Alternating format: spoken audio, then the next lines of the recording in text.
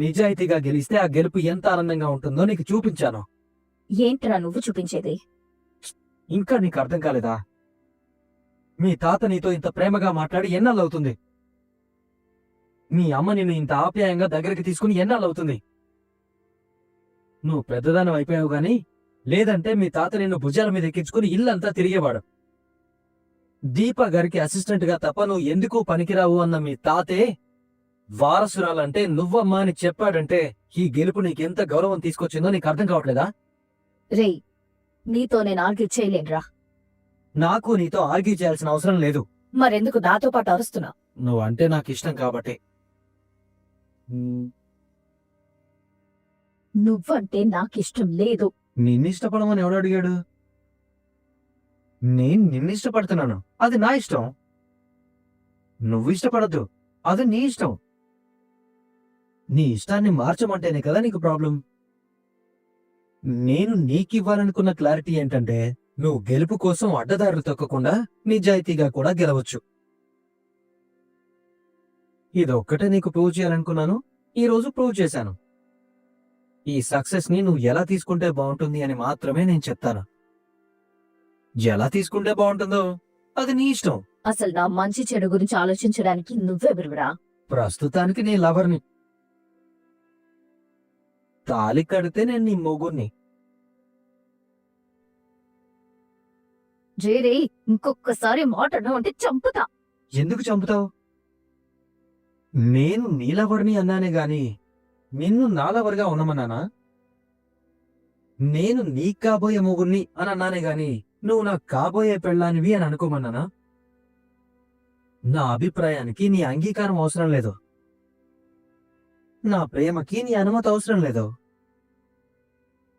నన్ను నువ్వు ప్రేమించొద్దు అనగానే ఆగిపోయాననుకో, అది ప్రేమేలా అవుతుంది? మనసు ఇవ్వడం నా ఇష్టం, అది తీసుకుంటావో లేదో నీ ఇష్టం. నువ్వు తీసుకోలేదు అని నేను తిరిగి తీసుకోలేను కదా. రేయ్, అసలు నువ్వేం మాట్లాడుతున్నావో నీకేనా అర్థం అవుతుందా? చూడు బంగారం, నేనేం చెప్పాలనుకున్నానంటే, రే ప్లీజ్ రా.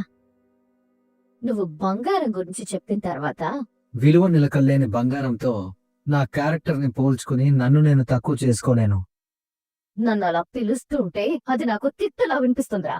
ప్రేమగా పిలిచానని నేననుకుంటున్నాను, తిట్టానని నువ్వు అనుకుంటున్నావు.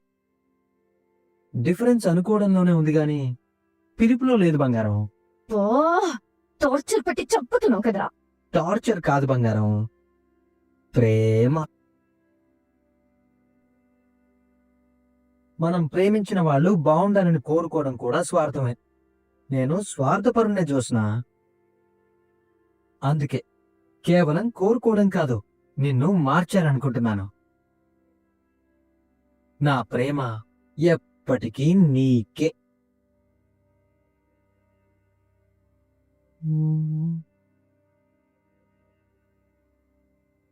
గుండెని తొక్కుతున్నంత బాధగా ఉంది కదా. ఇవ్వాలనుకోవడం నా ఇష్టం, ఇచ్చిన తర్వాత దాన్ని ఏం చేసుకుంటావో నీ ఇష్టం. పోయి డాక్టర్ కి చూపించుకోరా నువ్వు. మరి ఇంత తేడాగా ఉన్నావేంట్రా? అది కాదు బంగారం, నేనిచ్చిన పువ్వు నీ తల్లో పెట్టుకుంటే హ్యాపీగా ఫీల్ అయిపోయి కాలి కింద తొక్కేస్తే బాధగా ఫీల్ అయితే నేను నిన్ను ప్రేమిస్తున్నట్ట, పువ్వుని ప్రేమిస్తున్నట్ట? నేను నిన్ను ప్రేమించడం నిజమైతే ఆ పువ్వుని నువ్వు ఏం చేసినా నేను హ్యాపీగానే ఫీల్ అవ్వాలి కదా. అనుమానమే లేదురా, నీ చెప్పు పోయింది. థ్యాంక్స్ బంగారం. మామూలు మనిషిలా ఆలోచించరా బాబు. Thank you so much. నువ్విలాగే నా వెంట పడ్డావనుకో, నా కుడికాలు బొట్టన వెలు చాలు నేను తొక్కి అవతలేయడానికి. గుర్తుపెట్టుకో. బంగారం, కుడికాలు బోటన వేలు. ఐ లవ్ యూ బంగారం.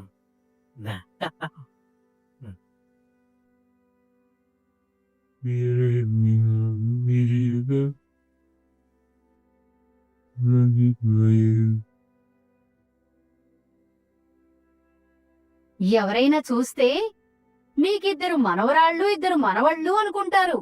ఎవరేమనుకుంటే ఎందుకులే, నువ్వేమనుకుంటావో చెప్పు. నేనేమనుకుంటానండి? నిప్పులేందే పొగరాదు పరిగెతం. ఎవరు అనుకుంటున్నారని నువ్వు అన్నావంటే ఎంతో కొంత నువ్వు అనుకున్నట్టేగా. దీనికి ఇన్ని అర్థాలున్నాయండి? చాలా అర్థాలు ఉన్నాయి పారు. నేనేమైనా మీలో డిగ్రీలు చదువుకున్నానంట్రా అన్నీ తెలియడానికి? ఏదో లౌక్యం తెలియని దాన్ని. తెలివి తక్కువదనంతో ఏదేదో మాట్లాడుతూ ఉంటాను. లౌక్యానికి చదువుకి సంబంధం లేదు పారు. లౌక్యం బుద్ధికి సంబంధించింది. ఏదొకటి లేరా? నాతో నీకు జగడం ఎందుకు చెప్పు? నాకు ఒక కేక్ ముక్క పెట్టండిరా, తింటాను. నీకెంత కావాలో తీసుకోపారు. ఆ నేనెంత తింటానురా? తిరుపారు, తిను దా.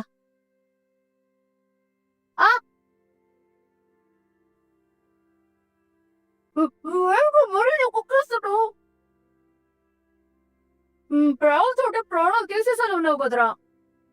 నా ప్రేమ నీకు కూడా చూపించకపోతే ఎలా పారు? మీ ప్రేమలన్నీ మీ తాత తప్ప నేను భరించలేనురా. తాత చాలా భరిస్తాడు పారు. అలాగే క్షమిస్తాడు కూడా. జీవితాన్ని గెలవాలనుకునే వాళ్ళకి భరించడం, క్షమించడం రెండూ తెలియాలి బావా. నువ్వు చాలా డక్కా ముక్కలు తిని ఇక్కడి దాకా వచ్చావు కదా, నీకన్నీ అనుభవాలే. పారిజాతం, నీకెన్నిసార్లు చెప్పినా మరోసారి చెప్పించుకోవడానికి నువ్వే అవకాశాలు ఇస్తుంటావు. అది కాదండి.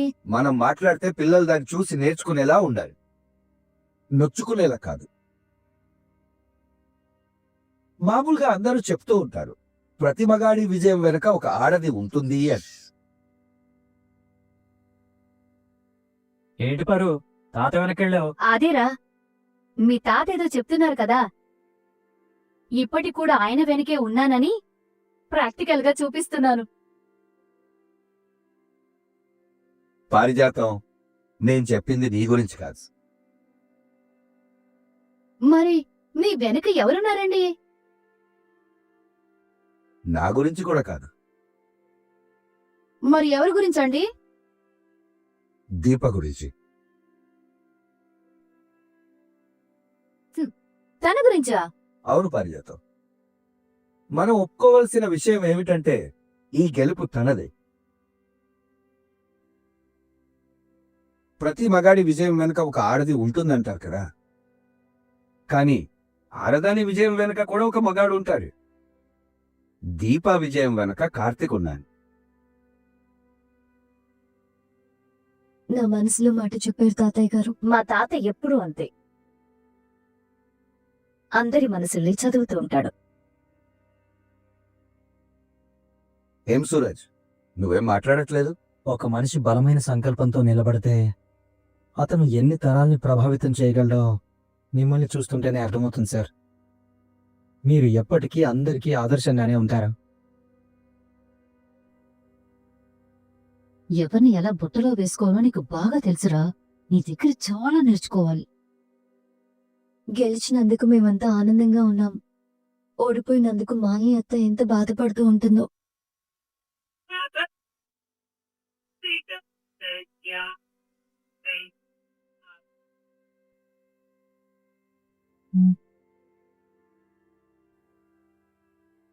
ఓడిపోయినందుకు బాధపడుతున్నావమ్మా? ఎవరు చెప్పారు మావయ్య మనం ఓడిపోయామని? అదేంటమ్మా, పోటీలో మనం ఓడిపోయాం కదా. ఓడిపోలేదు, కొత్త పాఠాలు నేర్చుకున్నాం. బాబాయి బలం ఇది అని మనము అంచనా వేశాం. మనం అంచనా వేసిన దానికంటే బాబాయ్ బలవంతుడు. నేను తలెత్తుకోలేనమ్మా. ఎందుకు తలెత్తుకోరు? నేను ఓడిపోయానమ్మా. నా మీద గొంతెత్తడానికి ఆ శివనారాయణకి నేనే అవకాశం ఇచ్చినట్టయింది. ఎందుకు గతాన్ని తలుచుకుంటారు? అది మర్చిపోలేకపోతున్నాను కాబట్టి. గతాన్ని మర్చిపోకపోతే భవిష్యత్తు ఉండదు మావయ్య గారు. అయితే గతాన్ని నువ్వు మర్చిపోగలవా? గతంలో నీకు జరిగిన అన్యాయాన్ని మర్చిపోగలవా?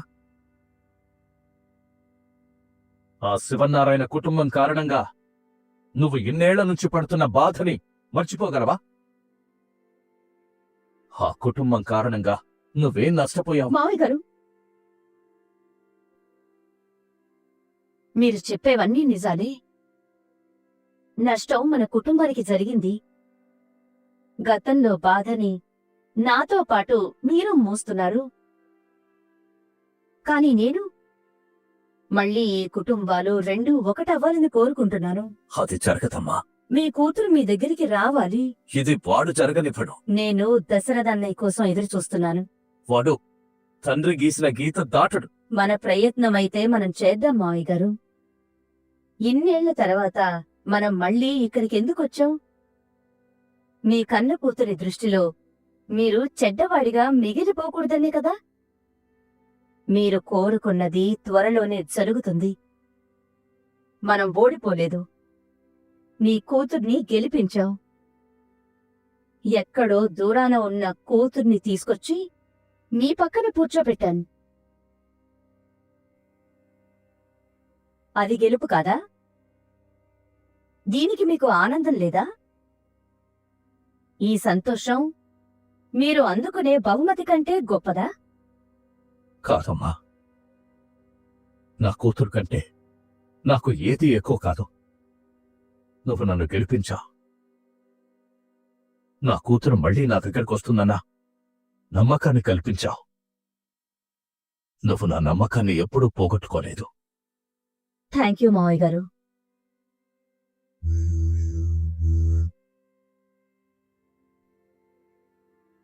ఓడిపోయింది మీరు కాదు మావయ్య గారు, నేను.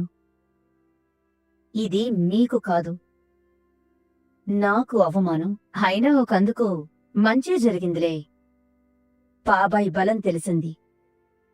ఈ గెలుపుని సెలబ్రేట్ చేసుకో బాబాయ్. నీకు మరో సెలబ్రేషన్ లేకుండా చేసే పూచి నాది. ఆ కార్తీక్, నువ్వు ఇంటికెళ్ళేటప్పుడు కేక్ తీసుకెళ్ళటం మర్చిపోకు. వద్దులే తాత. నీకు కాదులేరా, నా కూతురికి నీ కూతురికి. సరే తాత. ఈ దరిద్రాలు మనం భరించలేము. దూరంగా పోతేనే బెటర్. మీరు మాట్లాడుతుండండి, నేను ఇప్పుడే వస్తాను.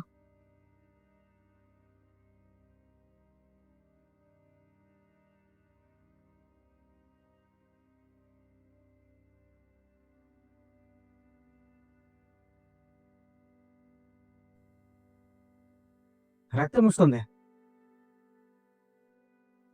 జ్యోత్స్న, అవునండి.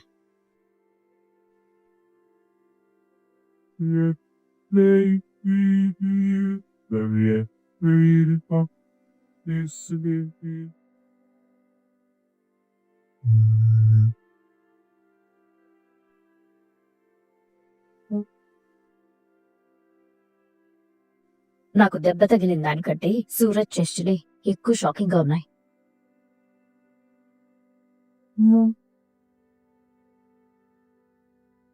చూసుకోవాలి కదండి. ఎంత పెద్ద దెబ్బ తగిలిందో చూసారా? అందరూ సంతోషంగా ఉన్న టైంలో మీకు ఇలా జరిగింది. సారీ అండి. జ్యోత్స్న గారికి గాయమయ్యి రక్తం వస్తుంటే చూడలేకపోయాను. అసలు ఈ పూలకుండి ఇన్ఫెక్షన్ అవ్వకుండా ఇంజెక్షన్ చేయిస్తే మంచిదేమో. బ్రదర్, జ్యోత్స్న గారిని క్లినిక్ కి తీసుకెళ్తారా, లేదంటే డాక్టర్ గారిని ఫోన్ చేసి రమ్మంటారా? అవసరం లేదు. అంత చూసుకోకుండా ఎలా తన్నుకున్నావు? ఆమా సుమిత్ర, తనని పైకి తీసుకెళ్ళు. రాజోత్స్న, నడవదాను. నడిచావు కదా. అది కాదు మమ్మీ, ఈ పూలకుండి. ముందు నీకు ఆయింట్మెంట్ రాయాలి, పద. ఆయింట్మెంట్ రాయడంతో పాటు టాబ్లెట్ కూడా ఇవ్వండి. పెయిన్ కిల్లర్ టాబ్లెట్ ఉంది నా దగ్గర, ఇవ్వమంటారా? నా దగ్గర ఉందిలే బాబు. జ్యోత్స్న, పద రా. పాపం, జ్యోత్స్న గారు ఉదయం లేచి ఎవరి మొహం చూశారో ఏంటో. కుడికాలు బొటన వేలికి గాయమైంది. నువ్విలాగే నా వెంట పడ్డావనుకో, నా కుడికాలు బొట్టన వేలు చాలు నేను తొక్కి అవతలేడాను. ఇది వీడు కావాలని చేశాడా, లేదా అనుకోకుండా జరిగిందా? జాగ్రత్త. మెల్లగా. ఏం సీఓ గారు, ఏంటి సైలెంట్ గా పక్కొచ్చేసారు? ఈ రోజు నాకు ఒక కొత్త విషయం తెలిసింది బావా. ఏంటి? సూరజ్ జ్యోత్స్నని ఇష్టపడుతున్నాడు. నీతో చెప్పాడా? చూస్తుంటే అర్థం కావట్లేదా? వాళ్ళిద్దరూ పిల్లి ఎలకల్లా కొట్టుకుంటారు కదా. జరిగింది చూస్తే నీకేం అనిపించట్లేదా? అనిపించడానికే ఉంది. అక్కడ ఓ పూలకొండి ఉంది. చూసుకోకుండా జ్యోత్స్న తన్నింది. బ్రదర్ మంచోడు కాబట్టి కట్టుకట్టాడు. పాడు మంచోడేంట్రా? పెద్ద జాదుగాడు. కాలికి రక్తం వస్తుంటే కర్చీఫ్ తీసి కట్టుకట్టాడు కదా పారు. అయ్యో, అదంతా డ్రామారా. డ్రామా ఏంటి పారు? అంతా కళ్ళ ముందే జరిగితేను. చూసుకోకుండా కళ్ళు నెత్తి మీద పెట్టుకుని పూలకొండి తన్నింది జ్యోత్స్న. అయ్యో, అసలు ఆ పువ్వులు కొండి పెట్టిందే వాడ్రా. ఏంటి? పూల కొండి పెట్టింది సూరజ. ఆ, అవును. ఏంటి బాబు, పూల కుండీని కన్నార్పకుండా చూస్తున్నా? మెట్లకి కుడి పక్కనున్న పూలకొండి ఎడం పక్కన పెడితే ఎలా ఉంటుందా అని చూస్తున్నానండి. ఎందుకు బాబు? ఏది నువ్వు ఉన్న చోట ఉంచవా? మెట్లకి ఎడం పక్కన పూలకొల్లి ఉంటే ఆ ఇంట్లో ఉన్న పెద్దవిడికి ఆరోగ్యం బాగుంటుందని ఎక్కడో చదివానండి. హే, ఇలాంటి చాదస్తాలన్నీ నేను నమ్మను బాబు. నేను నమ్ముతానండి. ఈ ఇంట్లో పెద్దావిడంటే నేనే. కాస్త ఆరోగ్యం జాగ్రత్త అండి. అమ్మో, ముసలోడు ముందు పళ్ళం పోయినట్టే నేను పోతానేమో. నా చాదస్తం కాకపోతే నమ్మితే పోయేదేముంది? ఏం ఆలోచిస్తున్నారు? ఏమిటో, ఎందుకో నాకు నిన్ను నమ్మాలనిపిస్తోంది బాబు. నమ్మకమే జీవితం అండి. నేను అదే అనుకుంటున్నాను. అయితే ఇంకెందుకు ఆలస్యం? ఇటున్న పూలకొండి నటు పెట్టేయండి. అలవాటు పోతుందేమో బాబు. దీంట్లో అలవాటే ఉందండి. ఇటున్న పూల కుండీని అటు పెట్టావనుకో, అలవాటు లేని వాళ్ళు తన్నుకుంటారు కదా. అంత చూసుకోకుండా నడిచే వాళ్ళు ఎవరుంటారండి? అంతేనంటావా బాబు? అంతేనండి. అబ్బబ్బబ్బబ్బా, ఈ మెడపట్టితో ఈ పూల కుండీనట్టు పెట్టడం కష్టమేమో బాబు. చాలా సింపుల్ అండి. ఈ గ్లాస్ పట్టుకోండి. ఆ, అయిపోయింది. అదిలా జరిగింది. మరి ఈ విషయం అక్కడెందుకు చెప్పలేదు? ఈ పూలకుండి జరిపింది నీకోసమేనని ముందుగానే వాడొక మాట చెప్పు ఉంచాడు కదరా. నేను మీతో చెప్తే వాడేమంటాడో తెలుసా? పారిజాతం గారి కోసం జరిపాను అంటాడు. హా, కాదురా, పారిజాతం గారు జరపమన్నారు అంటాడు. అంతకు తెగించాడు పారు. అయ్యో లేదురా, వాడు ఎలాంటి వాడో నాకు తెలుసు. కావాలని జ్యోత్స్నకి దెబ్బ తగలాలనుకుంటాడా? దీని వెనకాల ఇంకేదో ప్లాన్ ఉంది దీపా. ఊరుకోపారు. పురావస్తు పరిశోధన శాఖలో పనిచేసే దానిలాగా అన్నిట్లోనూ గుణప పెట్టి తప్పడమే. అది కాదురా, ఆ సూరజ్ నీతో మాట్లాడుతూ కూర్చుంటే మాకు టైం వేస్ట్ గానీ దీపా పెడదాం పదా. అలాగే బాబా, నువ్వు ఇక్కడే ఉండు. నేను వెళ్ళి కేక్ బాక్స్ లో పెట్టి తీసుకొస్తాను. మొత్తం పట్టుకుపోకు, నాకు కొంచెం ఉంచు. అక్కడే ఉంచామని ఈ కోసం ఉంచడానికి ఇందాక తిన్నా సరిపోలేదా? అది చిన్న ముక్క తిన్నానురా. 1/2 కేజీ పైనే ఉంటది. అంత మించి తిన్నామంటే అది మాత్రం అరగొద్దు. ఓ అయ్యో, నా తిండికి దిష్టి పెడుతున్నారు. కార్తీక్, నువ్వు నీ పెళ్ళాము ఆ సూరజ్ గాడు మీరంతా కలిపి మా పాలిట కురివి దయ్యాలా తయారయ్యారు. అమ్మమ్మమ్మమ్మమ్మ, మనశ్శాంతిగా బతకనివ్వట్లేదు.